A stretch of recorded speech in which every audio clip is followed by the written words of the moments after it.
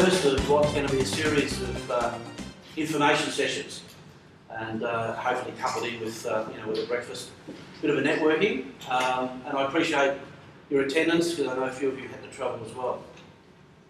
So, at being the first one, of course, we're going to have a couple of hiccups along the way.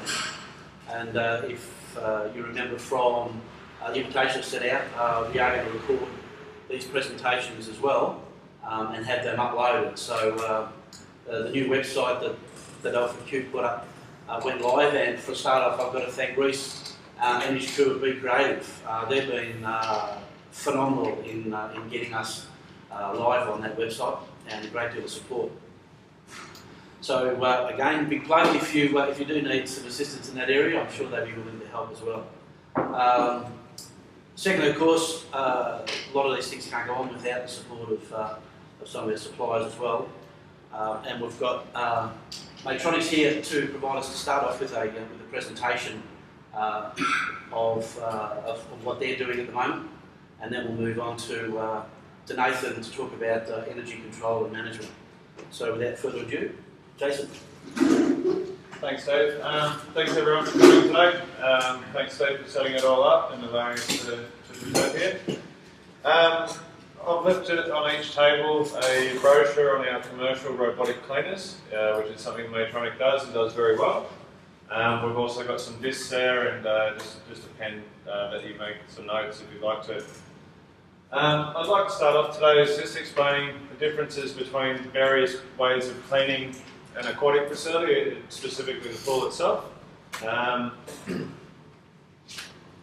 Basically, as you guys know, those that are operating pools or aquatic facilities, there's several different ways that you can actually clean the pool, whether it be by manual cleaning.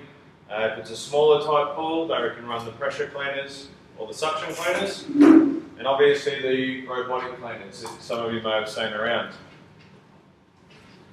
I'd like to go through the differences between each type of cleaning and just explain the benefits or not benefits of each type. So obviously with manual cleaning, which a lot of people are still doing at the moment, it's time consuming. You've obviously got a staff member out there cleaning the pool, taking potentially hours to be able to do that. It's obviously costing you money as an operator to run them out there. It might be cheaper in the short term, but obviously in the long term it gets more and more expensive. Depending on who's doing the cleaning, it can be an unsystematic cleaning of the pool. You can miss spots. If it's a larger pool and they're moving too fast, they'll actually miss large sections of the pool, not removing the debris from the pool that's required, and leaving the pool still looking dirty even after a couple of hours of cleaning. On some of the other ones, we've got the pressure cleaners, which work on a return valve using a booster pump. Again, using a lot more energy than what's required. They do move randomly across the pool, as do suction cleaners, and putting extra stress on the pump and filtration of your pool, meaning that your plant room is suffering because of it. We move on to robotic cleaners. The great thing about robotic cleaners is they do operate completely independent from the pool hydraulics, which is going to obviously save your plant room, your pumps and your filters. They create their own suction and propulsion using 24 volts through the water, and they manoeuvre using random or a sophisticated algorithm to set up the pattern within the pool. Robotic cleaners are the smart choice for the hands-off, energy efficient due to the low voltage, and thorough pool cleaning. Unlike the others, pressure cleaners, which operate on the booster pump, suction cleaners, which require a separate vacuum hose running through the pool, robotic cleaners utilise a separate low voltage, as I explained before, 24 volts, through the water, through the cable into the cleaner. And 24 volts, if we take a look at that, it's essentially the same as two pool lights running 12 volts each. Very, very low voltage, no harm to any patrons at all. Robots filter the water as they're cleaning through an internal filter bag or net. They reduce wear and tear on the pumps and filters. They also lower your overall chemical costs. Moving on to the robotic cleaners, my apologies. There's several different things to take into account when you're actually choosing the robot that's specific for your particular pool. Obviously pool shape, pool size, the amount of debris that's in the pool and that you're getting in the pool every day, whether it be from bather load, local foliage, etc. The floor surface, whether it's tiled, painted, fiberglass, vinyl lines, and the time allotted usually between the closing and opening hours through the evening. As you can see, there's several different pool types. We have a leisure pool here that's got a beach entry at either side.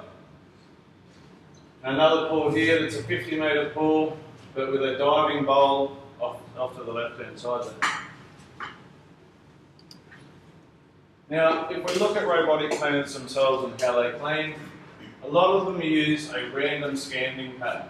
And as you can see from the drawings here, they're missing a lot of the sections throughout the pool. Now these drawings were done by a young gentleman sitting on the side of the pool with a pencil, hours upon hours, tracing where the clean is going. Wasn't me, and I'm happy with that fact. Now if we look at several of the cleaners that we compete with in the market, you can see the various cleaners. This is after a 2-hour cycle. And you can see there's large areas within the pool that those random patterns aren't actually getting to. And as we explained before, although the robots are the better choice, you've also got to choose the right robot. This is where we get to the Dolphin, which is what Maytronics do. We've got several in our range, the Wave 75 being for the smaller pools, the Pro X2 going up to the 25 metres, the Pro Expert that's running in between 25 and 50 metres, and our Wave, which does the 50 and bigger, larger pools. But as you know, a lot of the aquatic centres these days have got the play equipment inside the pool, and having a cable running in the pool is detrimental. It's just going to get tangled up and not do the job. So this is where we introduce our Liberty Pro. And this is not its spelling mistake here. LIB actually stands for lithium ion battery. Okay, and that's what it's running the cleaner. Once it's done its cycle, you take it out, you recharge it, just like you do your mobile phone. And then when you're ready for the next cycle, you can throw it in and let it go around the pool.